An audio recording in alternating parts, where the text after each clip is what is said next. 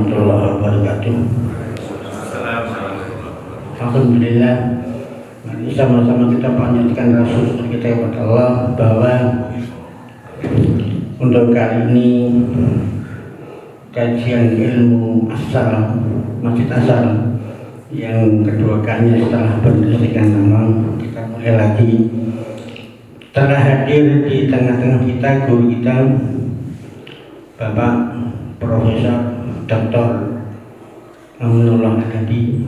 Beliau adalah sehari-hari menjadi tenaga pengajar di UI Jember.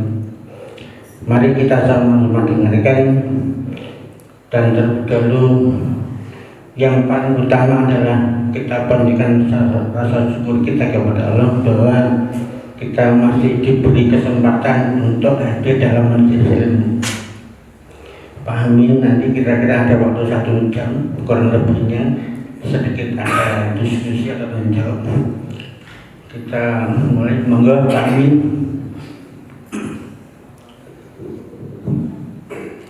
Assalamualaikum warahmatullahi wabarakatuh. Alhamdulillahirabbil alamin. Nahmaduhu wa nasta'inuhu wa nasta'dihi wa natubu ilaihi wa na'udzu bihi min syururi anfusina wa min sayyiati a'malina wa nusalli wa nusallimu ala nabiyhi wa ala alihi wa ashabihi. Amma ba'du, para jemaah sekalian, alhamdulillah pada pagi hari ini kita hadir kembali di majelis pengajian kita Masjid Assalam. Pada pagi hari ini kita akan kaji surah Al-Baqarah, insyaallah nanti mulai dari ayat ke 153, insyaallah nanti kita teruskan sampai cukup waktunya, kira-kira nanti sampai 157. Kita awali dengan baca basmalah. Bismillahirrahmanirrahim.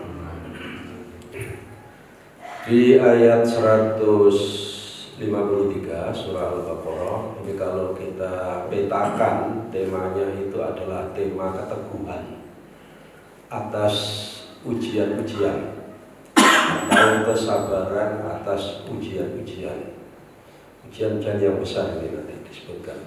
A'udzu billahi minasyaitonir rajim. Ya ayyuhalladzina amanu ista'inu bis-sabri was-salah. Innallaha ma'as-sabirin.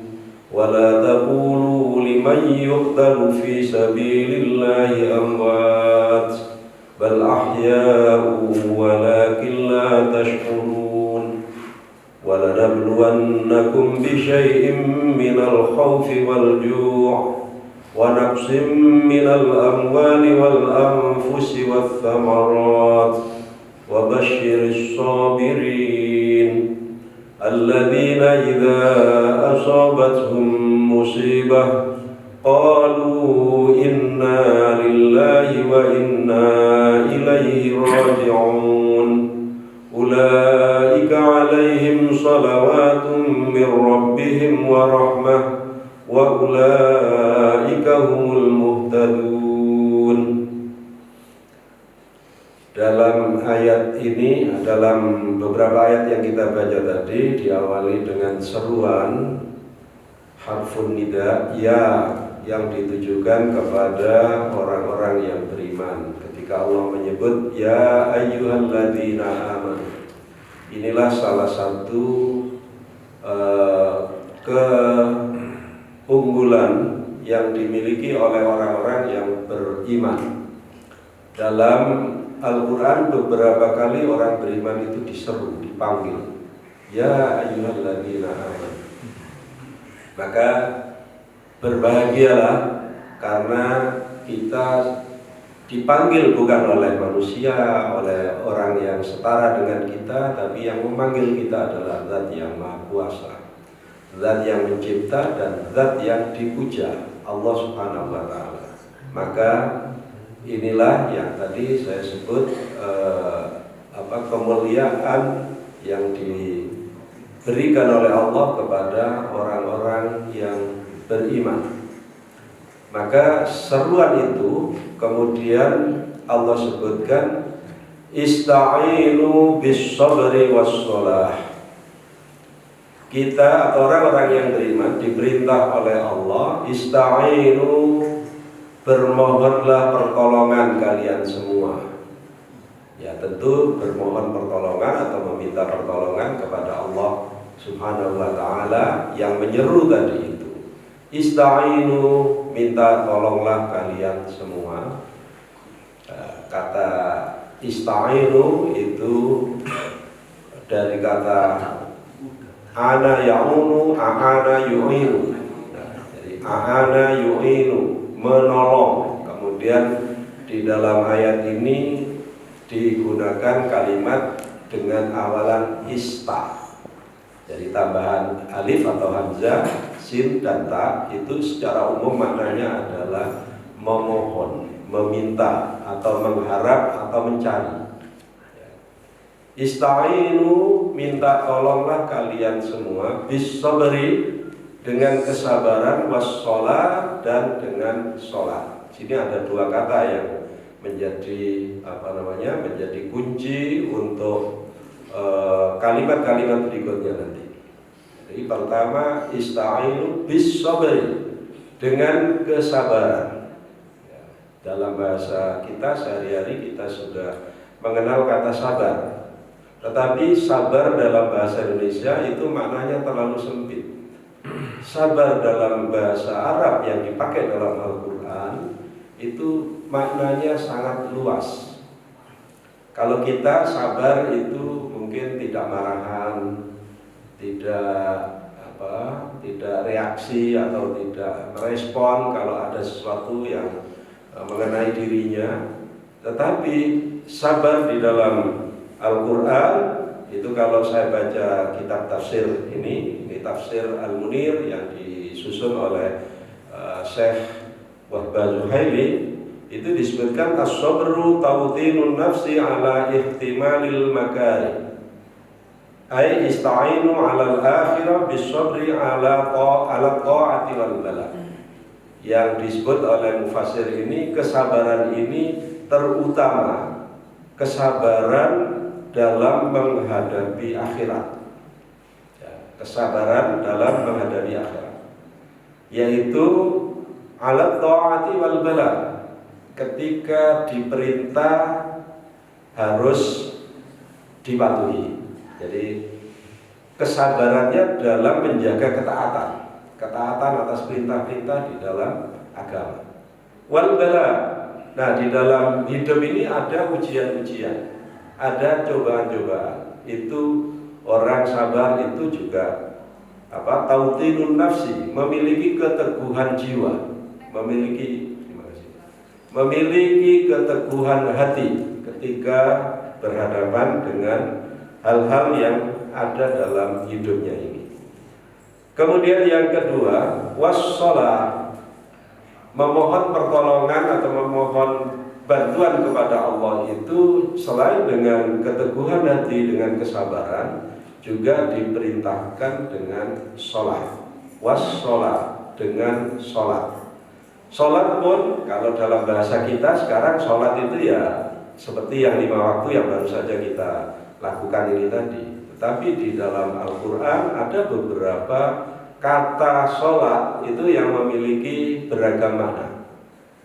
Ada sholat itu sendiri, sholat yang kita lakukan dengan diawali takbir, diakhiri dengan salam, itu sholat. Tapi ada sholat juga bermakna bersalawat kepada Nabi. Ada juga sholat itu bermakna berdoa. Jadi ada beberapa kalimat atau kata yang menggunakan kata sholat untuk maksud-maksud tadi. Jadi misalnya kalau dalam doa itu wala tajhar bi sholatika wala tukhafid biha wabtaghi baina dzalika sabila, kata sholat di situ maknanya adalah berdoa.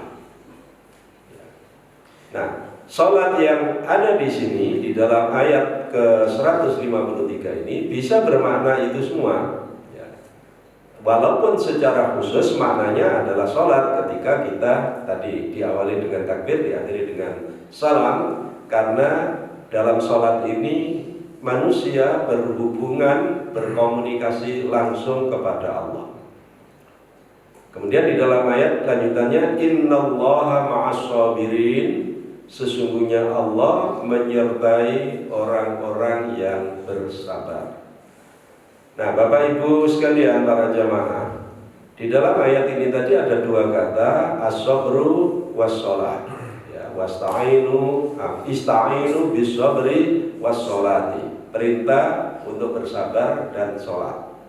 Oleh Wahbah Zuhaili, Profesor Wahbah Zuhaili, penyusun tafsir ini, dikatakan dua kata itu menunjuk kepada dua dimensi.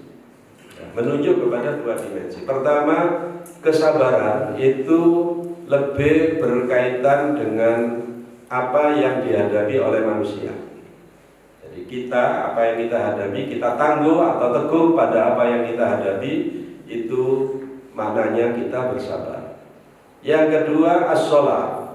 As-shalah ini adalah seberapa manusia itu kebaktiannya atau loyalitasnya kepada Allah untuk diperintah, untuk menjalani perintah di saat dia longgar maupun di saat dia sempit.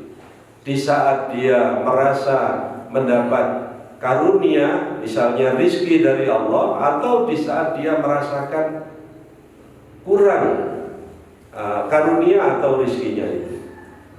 Nah, itu dua aspek tadi. Pertama dari aspek diri manusia itu sendiri terhadap apa yang dihadapi, dia hadapi dengan sabar.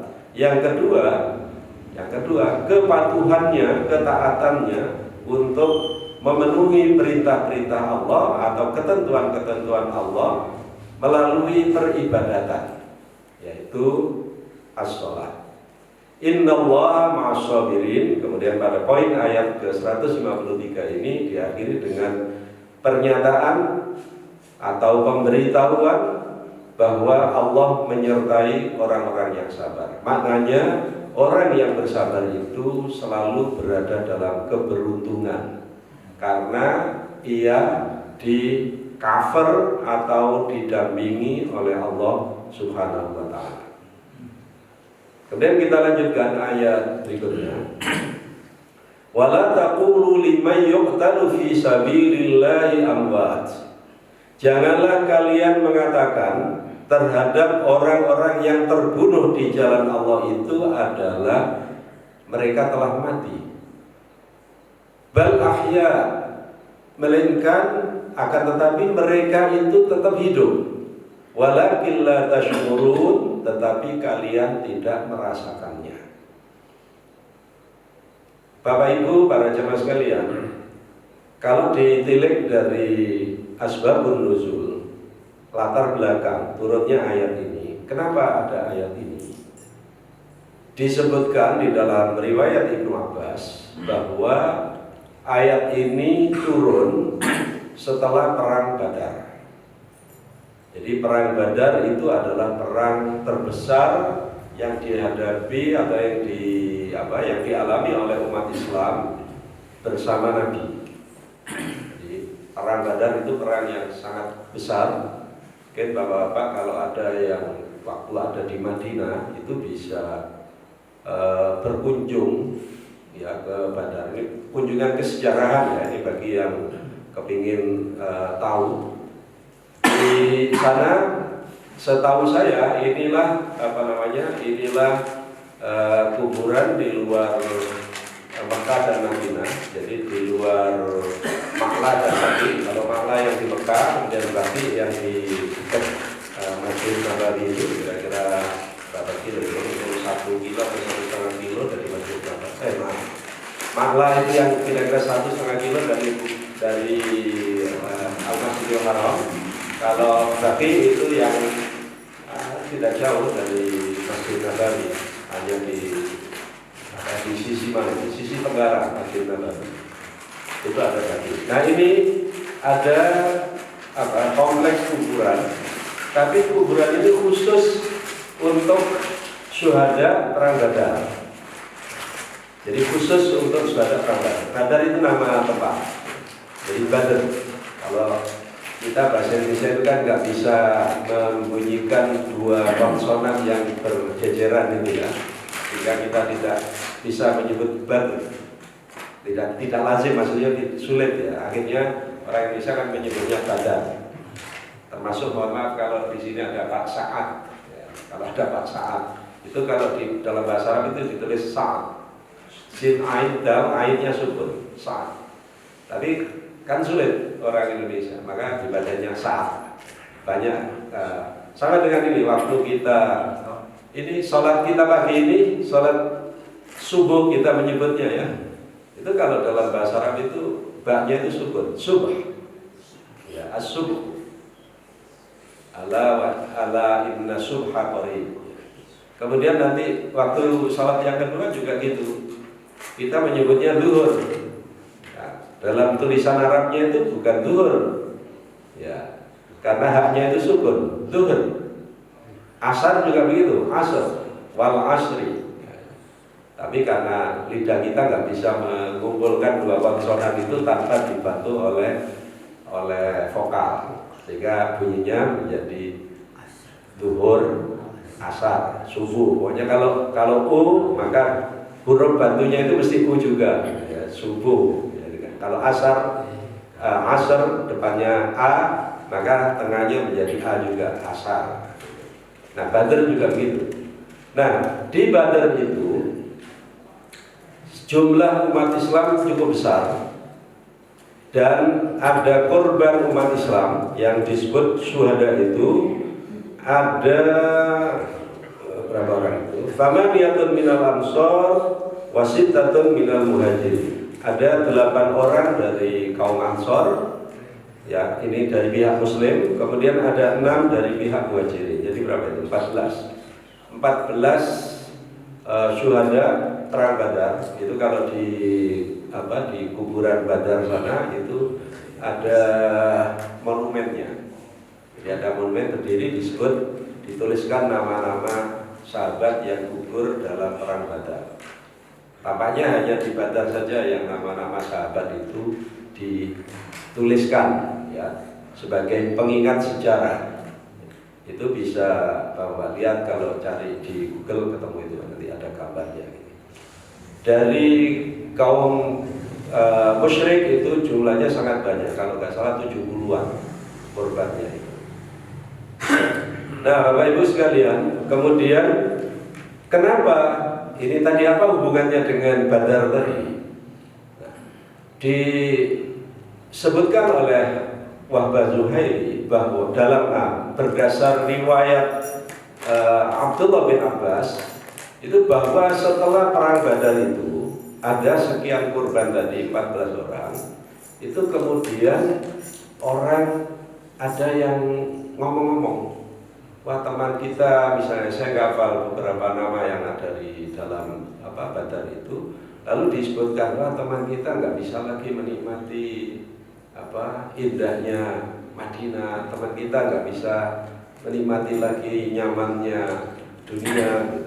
Ya kira-kira ini kalau kita sekarang kan ketemu di sini ada apa ini? Ada onde-onde ya, misalnya gitu ya, ada ketan barangkali. Lalu ada sahabat kita yang sudah mendahului, yang pekan lalu sajiannya bukan ini, mungkin pekan lalu sajiannya adalah roti misalnya. Kemarin roti, teman kita yang sekarang sudah tidak ada, sudah wafat misalnya. Ada yang mengatakan, wah Pak ini nggak sempat menikmati onde-onde ya, gitu ya. Kenapa? Karena sudah meninggal. Nah, juga begitu, sahabat-sahabat di perang Badar itu mengatakan, sahabat-sahabat yang sudah meninggal, lalu ada yang ngomong mungkin nyeletuk gini, wah teman-teman kita sudah meninggal, ini nggak bisa menikmati lagi kenikmatan yang kita dapat pasca peperangan ini. Maka disinilah ayat ini Allah menurunkan wahyu, wala taqulu liman yuqtalu fi sabilillahi amwat. Janganlah kalian mengatakan terhadap orang-orang yang gugur atau yang terbunuh, yuktal itu terbunuh. Yang terbunuh di jalan Allah itu sebagai orang-orang yang telah meninggal. Amwat itu jamak dari kata mayyit. Jadi jangan dikatakan mereka telah meninggal. Lalu bagaimana? Bal ahya. Mereka itu masih hidup. Mereka itu masih hidup. Walakin la tash'urun, akan tetapi kalian saja yang tidak merasa, tidak tahu bahwa mereka masih hidup. Ada ayat yang lain yang menyebutkan hal serupa itu. Di dalam surah Al-Imran ayat 169 Allah sebutkan wala tahsabannal ladzina qutilu fi sabilillahi amwatan bal ahya'un 'inda rabbihim yurzaqun. Wala tahsabannal ladzina qutilu, janganlah kalian kira, jangan kalian duga, jangan kalian anggap alladzina qutilu fi sabilillah, orang-orang yang terbunuh di jalan Allah itu amwatan. Jangan kira mereka itu sudah meninggal. Bal ahya, tetapi mereka itu masih hidup. Inda rabbihim yurzaqun. Nah, mereka hidup di sisi Tuhan mereka, di sisi Allah, yurzaqun, dicukupi rezeki mereka oleh Allah.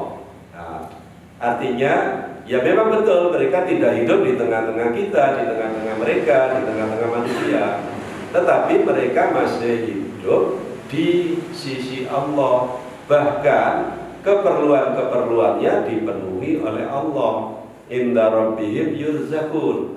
Itu penjelasan ayat yang tadi diperkuat dengan ayat Al-Imran ayat 169. Bapak Ibu sekalian, kalau ada suatu ayat kemudian diperkuat dengan ayat yang lain, maka ayat yang lain tadi itu menjadi penjelas. Jadi ini tadi kan di surah Al-Baqarah ayat 154 disebutkan wala taqulu liman yuqtalu fi sabilillahi amwatun bal ahya'un. Jangan katakan kalimat yang di ayat 154 Al-Baqarah ini, jangan katakan. Tapi di surah Al-Imran 169 disebutkan wala tahsabanna, jangan dikira atau jangan dianggap. Nah, ini ayat yang kedua dibacakan ini tadi itu sebagai penguat atau sebagai penjelas bagi ayat yang sebelumnya. Ini dinamai, kalau di dalam ilmu tafsir itu dinamai tafsirul ayat bil ayat. Menafsirkan ayat, menafsirkan suatu ayat dengan ayat yang lain. Jadi sudah sangat jelas penjelasannya karena ditopang oleh ayat ini. Walakin la tashurun, tapi kamu tidak tahu, kamu tidak merasakan. Ya, kita nggak merasakan karena sudah nggak ada di tengah-tengah kita. Tapi kata ayat di dalam Al-Imran 169 tadi, inda rabbihim yurzaqun. Memang tidak di tengah-tengah kita, tapi inda rabbihim. Mereka hidup di sisi Tuhan, di sisi Allah, bukan di sekitar kita. Sudah, itu ayat 154. Kita lanjutkan ayat berikutnya. Wala nabluwannakum bi syai'im minal khaufi wal ju' wa naqsim minal amwali wal anfusi wath thamarat. Wala nabluwannakum. Dan sungguh pasti kami akan menguji kalian. Kata la nabluwannakum itu ada kata pokoknya adalah nablu. Nablu itu dari kata bala. Ya, bala. Kita kalau dalam bahasa Indonesia bala itu selalu negatif, Pak, ya. Ya, negatif. Bala itu apa? Bencana, ya, kalau dalam bahasa Indonesia. Kalau dalam bahasa Arab, bala itu lebih luas. Nah, sama seperti sabar tadi ya. Sabar tadi itu juga luas dalam bahasa Al-Qur'an itu. Bala itu segala macam ujian. Memang namanya ujian pasti memberatkan. Ya sama dengan anak-anak kita yang sedang mengikuti ujian, walaupun dia menguasai, tapi namanya ujian itu pasti memberatkan dan harus dihadapi dengan persiapan. Ya. Dan baru diketahui nanti hasilnya itu nikmat atau tidak setelah melalui proses. Nah ini juga begitu. Bala, ya bala, cobaan atau ujian. Allah mengatakan walanabluwannakum. Ada dua kata penguat, ya, atau huruf taukid. Yang pertama adalah la pendek, Pak. Ya, bukan la panjang, la pendek. La itu kalau panjang artinya kan tidak atau jangan. Kalau pendek itu artinya sungguh-sungguh atau pasti. Kemudian diperkuat lagi dengan nun di belakangnya. Lanabluwannakum. Kalau kata dasarnya tadi kan, kata asalnya kan saya sebut tadi nablu. Ya, nablu itu kata dasar, lalu diawali dengan la pendek tadi yang menyatakan pasti, kemudian na di belakangnya itu sungguh. Jadi kalau bahasa Indonesia ya pasti sungguh-sungguh gitu. Tapi kalau kata guru bahasa Indonesia tidak baik untuk menggunakan kata penyungguhan itu berlipat-lipat. Amat sangat sekali itu nggak boleh kata guru bahasa Indonesia. Tapi ya beda karakter bahasa ya. Tapi dalam bahasa Arab ada ya. Di depan sudah dipakai inna, kemudian ditambahi dengan la, ditambahi dengan nun di belakangnya. Apalagi kalau di belakang nanti ditambahi dengan hakon. Jadi itu karakter dalam bahasa Arab, karakter dalam bahasa Al-Quran begitu. Walanabluwannakum bisyai'in, dan sungguh pasti kami akan menguji kamu sekalian bisyai'in, dengan sedikit saja. Ujiannya sedikit, tidak banyak-banyak. Bisyai'in minal khaufi, dari rasa takut, jadi sedikit dari rasa takut, wal ju', dari rasa lapar atau dari keadaan lapar, wa naqsim minal amwal, dan dari berkurangnya harta, wal anfus, dan berkurangnya jiwa, wal thamarat, dan berkurangnya buah-buahan, wa basyiris sabirin, dan berikanlah kabar gembira kepada orang-orang yang bersabar.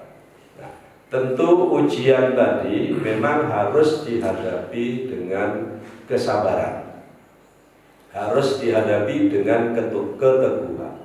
Allah menyebut, kalau tadi ayat sebelumnya tadi berbicara tentang keberadaan orang-orang yang telah meninggal, maka kepada keluarga mereka, ya kepada keluarga yang ditinggal, itu diberi kabar gembira melalui ayat ini. Melalui ayat yang kedua tadi. Selain yang pertama tadi, sudah nggak usah khawatir, saudaramu ini masih hidup di sisi Allah. Hanya kamu saja nggak mendengar, gitu ya. Kamu saja tidak tahu. Mereka hidup di sisi Allah. Mereka bahagia, bahasa kita. Mereka bahagia di sisi Allah. Kira-kira gitu kita mengucapkannya. Maka walanabluwannakum. Kalau itu tadi ada yang gugur, ada yang meninggal dalam jihad fisabilillah. Bukan hanya itu, ujian masih banyak. Allah akan turunkan ujian kepada kalian.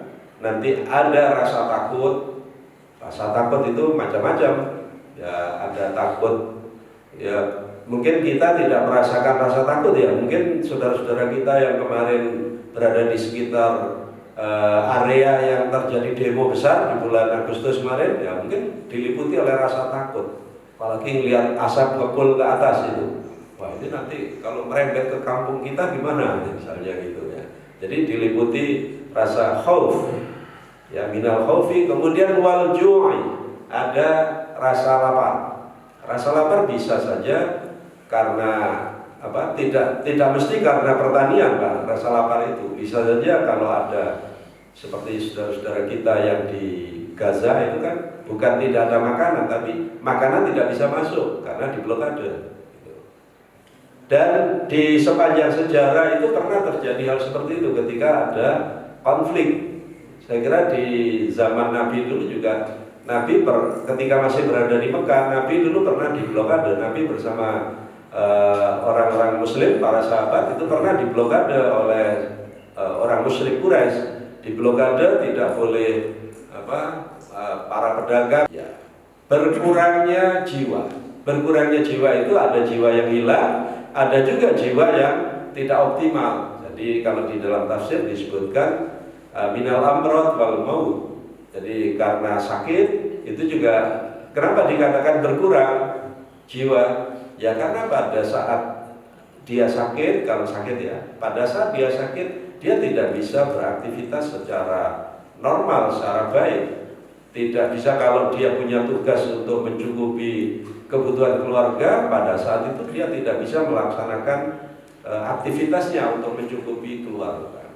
Apalagi wal maut, apalagi kalau itu kematian, maka sudah tidak ada lagi sambungnya atau tidak ada lagi sumbangannya secara nyata kepada keluarga. Maka disitulah keluarga diuji. Watsamarat, dan juga ujian itu berupa berkurangnya buah-buahan. Ya, buah-buahan. Saya kira kalau di kita ini ada yang berbuah, ada yang tidak berbuah, selalu ada kalau kita ini. Kalau hari-hari ini mestinya ya kalau pakai pikiran kita, mestinya sudah banyak mangga. Nah, karena kemarin mangga ketika sudah berbunga turun hujan deras. Tapi jangan khawatir, nanti ada buah yang lain. Jadi orang Jember ini kelebihannya, kalau tidak ada mangga, ada rambutan. Nah, itu Jember itu. Jadi yang rambutan menunggu air hujan, yang mangga menghindari air hujan. Nah, tapi kalau dua-duanya tidak ada, maka itu bagian dari walanam luanakum tadi. Kalau dua-duanya tidak ada, walanam luanakum yang battamarat, ya, dari berkurangnya buah-buahan. Wa basyiris sabirin, dan berikanlah kabar gembira kepada orang-orang yang sabar. Kenapa dikatakan berikanlah kabar gembira? Kalau mereka tahu bahwa itu adalah ujian, gitu. Jadi bukan penderitaan, itu adalah ujian, bukan bukan kutukan, bukan apalagi azab, gitu, bukan. Itu adalah ujian. Kenapa kok perlu diberikan kabar gembira? Orang yang mengerti bahwa ini adalah ujian, itu di ayat yang lain disebutkan, ujian itu adalah untuk mengetahui siapa di antara mereka itu ahsan amalan, siapa yang baik perbuatannya. Karena tadi as-sabir, orang-orang yang sabar itu kan orang yang teguh. Nah, ketika dia diliputi oleh rasa takut, diliputi oleh rasa lapar, dia apakah tetap teguh, tetap istiqomah dalam ketaatan kepada Allah, atau dia mengalami perubahan? Disitulah ujiannya itu. Jadi jangan karena mendapat ujian lalu sudah saya nggak kuat, saya ini sudah rajin sholat tapi kok rezeki saya cekak misalnya itu. Ya sudah, saya seperti orang itu aja, itu ya nggak sholat itu rezekinya bagus, itu ikut itu aja. Nah, ini tidak sabar. Maka orang yang sabar adalah orang yang menyadari bahwa itu adalah bagian dari ujian, dan ujian itu adalah untuk Allah mengetahui siapa di antara mereka ahsanu amala, yang amalnya terbaik. Nah, wabasyiris sabirin, ya, berikanlah kabar gembira kepada orang-orang yang sabar. Kemudian dilanjutkan dalam ayat berikutnya, alladzina idza asabathum musibah qalu inna lillahi wa inna ilaihi raji'un. Yaitu orang-orang yang ketika mereka itu ditimpa musibah atau tertimpa musibah, qalu, mereka mengucapkan inna lillahi wa inna ilaihi raji'un. Sesungguhnya kami semua adalah milik Allah, dan sesungguhnya kepada Allah lah kami semua kembali. Dan ungkapan ini kan sudah sering kita pakai, ya, terutama lebih khusus lagi ungkapan innalillah itu kita tujukan kalau ada berita duka. Ini. Jadi padahal innalillah itu mestinya untuk semua musibah. Tapi ya karena Misalnya gini, ada berita temannya sakit, innalillah. Nanti dikira belum meninggal Pak, masih sakit. Ya, ini soal kelaziman kan ya, soal kelaziman. Sebenarnya boleh Pak, sebenarnya boleh. Tapi ya karena kelaziman ya mungkin akhirnya mudah-mudahan cepat sembuh diganti. Ada yang ini Pak Fulan, ini tadi mau berangkat ke masjid, keserempet sana. Sekarang di klinik Suherman misalnya gitu. Innalillahi wa inna ilaihi raji'un. Loh enggak Pak, itu cuma luka ringan. Jadi ini soal ungkapan. Tapi sebenarnya ini tadi kan musibah juga. Alladzina idza asobathum musibah qalu inna lillahi wa inna ilaihi raji'un. Ayat ini karena diawali dengan alladzina. Ayat ini tadi diawali dengan alladzina. Ini menunjukkan bahwa ayat ini berkaitan dengan ayat sebelumnya. Karena alladzina itu adalah perangkai. Kalau dalam ilmu nahwu itu disebut harfus silah, kata penghubung. Ya, kata penghubung mungkin berbahasa Indonesianya yang. Jadi menghubungkan dengan siapa atau menunjuk kepada siapa? Menunjuk kepada orang-orang yang sabar tadi. Jadi ketika wabasyiris shabirin alladzina idza asabathum musibah. Jadi mereka yang disebut yang mendapat musibah tadi adalah orang-orang yang sabar itu tadi. Maka orang-orang yang sabar ketika mendapat musibah atau orang yang mendapat musibah, kalau dia itu adalah sabar, dia selalu berucap sesungguhnya kami semua ini milik Allah dan kepada Allah juga kami akan kembali. Jadi tidak ada yang terlalu disesali kalau orang itu sabar, kalau orang itu berpendirian bahwa semua ditentukan oleh Allah. Kemudian ayat berikutnya, ulaika alaihim shalawatum mir rabbihim wa rahmah wa ulaika humul muhtadun. Ini di ayat 157. Semua mereka, ulaika itu kata penunjuk ya kepada manusia. Mereka semua tadi alaihim sholawatun mir rabbihim. Mereka itu mendapat sholawat dari Tuhan mereka. Nah ini tadi kata sholawat itu jamak dari kata sholat. Jadi sholawat itu jamak dari kata as-sholat. Jadi kalau Bapak di musim haji itu mendengar ada bis sholawat gitu ya. Ini kalau orang nggak ngerti kan dikira rombongan sholawat gitu. Karena di Jember kan banyak rombongan sholawat yang bawa bendera. Di sana ada banyak bis sholawat. Maksudnya bis sholawat itu adalah bis yang mengantar jamaah untuk sholat 5 waktu. Maka digunakan kata sholawat. Sholawat itu adalah jamak dari kata sholat. As-sholatu, as-sholawatu. Jadi bis untuk sholat, maksudnya mengantar orang-orang yang sholat. Nah di sini ulaika alaihim sholawatun. Kepada mereka itu diberikan salawat-salawat mir rabbihim dari Tuhan mereka. Apa artinya? Mereka akan mendapat salawat. Nah tadi sudah saya sebut tadi ya. Salawat itu bisa as-sholatu itu bisa bermakna sholat yang kita lakukan itu, yang kita lakukan atau kita sebut sembahyang itu. Yang kedua sholat itu berarti berdoa.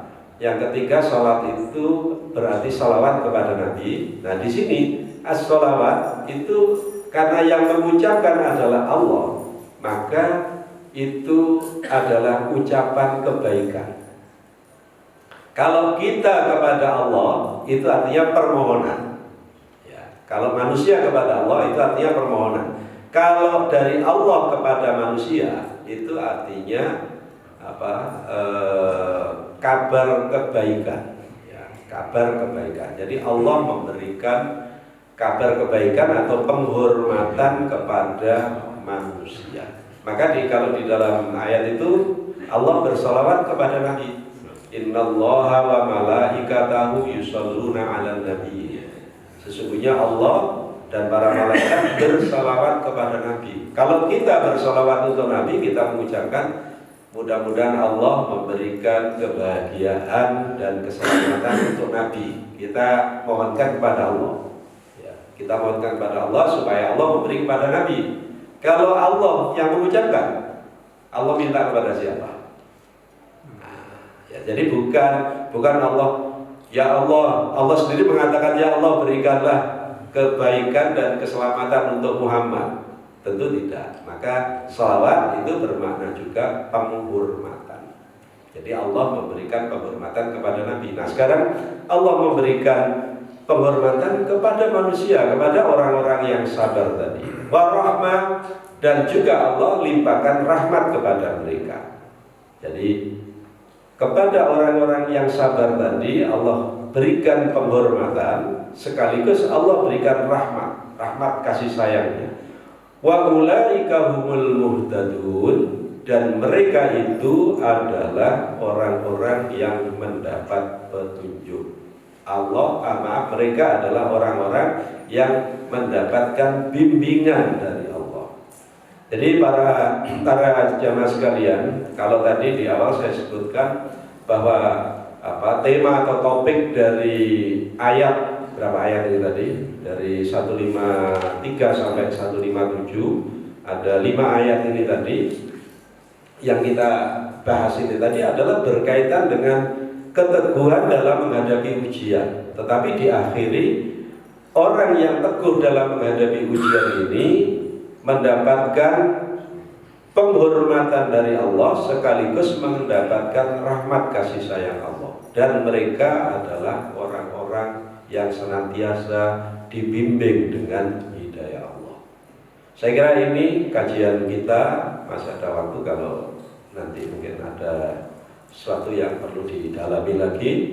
5 ayat ini yang kita baca, mudah-mudahan kita mendapat pelajaran penting ya, termasuk tadi itu kalau konteksnya atau asbabun nuzulnya tadi itu adalah peristiwa perang Badar, ada orang yang gugur atau ada sahabat yang gugur dalam perang Badar, lalu ada di antara sahabat itu yang teringat temannya karena mereka sudah meninggal, maka Allah ingatkan, temanmu itu tidak meninggal, temanmu itu masih hidup, hanya saja kamu tidak melihat, kamu tidak merasakan karena kamu tidak ada kontak dengan mereka.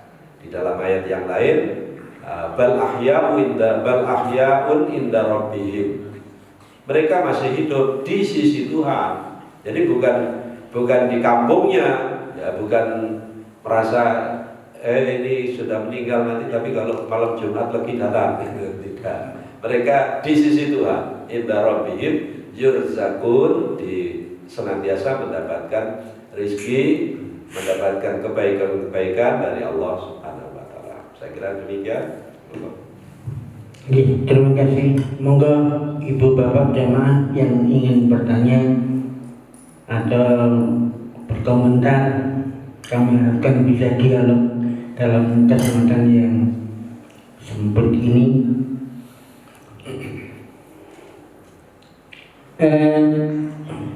Begini, ada latar belakang awam saya begini. Ayat 1 di 53 ini dikatakan bahwa ya ayyuhalladzina amanu ista'inu bis-sabri was-shalah. Pertanyaan awam saya, sabar dan sholat ini,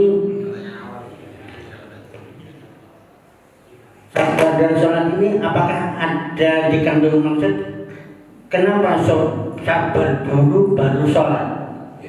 Ini pertanyaan awam yang tidak memahami bahasa Arab. Terima kasih. Baik, terima kasih. Kenapa dalam ayat ini sabar dulu baru sholat? Gitu kalimatnya. Ista'inu bis-sabri was-shalah. Kenapa diperintah untuk memohon kepada Allah, memohon bantuan atau memohon pertolongan kepada Allah untuk bisa bersikap sabar, baru kemudian sholat, gitu Pak ya? Ya. Ini tadi kalau ya tentu nanti setiap mufasir itu pasti ketika ditanya tentang ini kan rahasia Allah, gitu. Jadi bukan logika kita, tapi manusia bisa mengambil pelajaran dari itu. Kenapa harus sabar dulu baru sholat? Pertama, sabar tadi itu berkaitan dengan dirinya, berkaitan dengan kehidupannya menghadapi apa saja di dalam dunia ini. Artinya dalam kehidupan horizontal Pak, kehidupan apa ini? Kehidupan sosial, kehidupan di tengah-tengah lingkungan ini membutuhkan kesabaran. Jadi jangan karena menghadapi misalnya, wah hujan, nggak usah berangkat sudah, misalnya gitu Pak. Hujan, dingin-dingin misalnya. Itu kan soal apa yang ada di sekitar kita. Maka itu diperintahkan kita untuk memiliki keteguhan. Nah, sholat itu yang kedua. Sholat itu lebih berhubungan dengan Allah secara vertikal. Jadi dua perintah ini sebenarnya perintah horizontal dan perintah vertikal. Ya. Jadi kedua-duanya kita harus tempuh jalan untuk baik dan tahan terhadap apa yang ada di sekitar, tahan terhadap ujian-ujian sosial, ujian-ujian lingkungan, dan juga yang kedua tahan terhadap istiqomahnya dalam beribadah. Jadi kepada Allah kita harus senantiasa dekat. Nah, kedekatan kita. Nah, pertama tadi kesabaran kita menghadapi apa yang kita hadapi, dan yang kedua keteguhan kita dalam berkomunikasi dengan Allah. Ini adalah jalan untuk mendapatkan pertolongan, jalan untuk kemudahan. Tentu setiap kita mengatakan saya minta tolong, itu kan minta dimudahkan. Ya. Saya minta tolong, itu kan minta dimudahkan, Pak. Berarti ketika kita berada di situasi yang kita membutuhkan energi dari luar diri kita. Nah, energi dari luar diri kita ini. Saya nulis itu, kenapa Bapak nulis ini kok ditulis sabar dulu baru sholat? Nah, kalau tanya itu nanti saya jawab. Nah, ini kan Allah yang mengatakan, maka terakhirnya itu tadi. Wallahu a'lam bishawab. Gitu Pak. Monggo ada satu lagi barangkali yang baik, kalau belum ada, mudah-mudahan kajian kita bisa istiqomah. Sebagai laporan Pak, kita berusaha untuk istiqomah setiap 2 minggu sekali. Mudah-mudahan ini bisa merekam kita semua. Mohon diakhiri dengan doa kami. A'udzubillahi minasyaitonir rajim. Bismillahirrahmanirrahim. Alhamdulillahirabbil alamin. Wal 'aqibatu lil muttaqin wa la 'udwana illa 'alal zalimin. Wassalatu wassalamu ala asyrafil mursalin. Walhamdulillahirabbil alamin. Allahumma ighfir lana wa li walidina warhamhum kama rabbawna shighara. Walil mu'minina wal mu'minat wal muslimina wal muslimat al ahya'i minhum wal amwat. Allahumma anfa'na bima 'allamtana wa 'allimna ma yanfa'una warzuqna ilman tanfa'una bih. Allahumma arzuqna rizqan wasi'an halalan thayyiban mubarakan. Rabbana hab lana min azwajina wa dhurriyyatina qurrata a'yunin waj'alna lil muttaqina imama. Allahumma anzilna munzalan mubarakan wa anta khairul munzilin. Allahumma a'inna ala dzikrika wa syukrika wa husni ibadatika. Rabbana afrigh alaina sabra wa tawaffana ma'al abrar. Allahumma inna na'udzubika minal hammi wal hazan wa na'udzubika minal 'ajzi wal kasal wa na'udzubika minal jubni wal bukhl wa na'udzubika min ghalabatid daini wa qahri rijal. Rabbana taqabbal minna innaka antas samiul alim wa tub 'alaina innaka antat tawwabur rahim. Rabbana atina fid dunya hasanah wa fil akhirati hasanah wa qina adzaban nar. Wa sallallahu ala nabiyyina Muhammad walhamdulillahi rabbil alamin. Terima kasih. Assalamualaikum warahmatullahi wabarakatuh. Dari kami pengurus KMA, terima kasih atas kehadirannya. Assalamualaikum warahmatullahi wabarakatuh. Waalaikumsalam warahmatullahi wabarakatuh.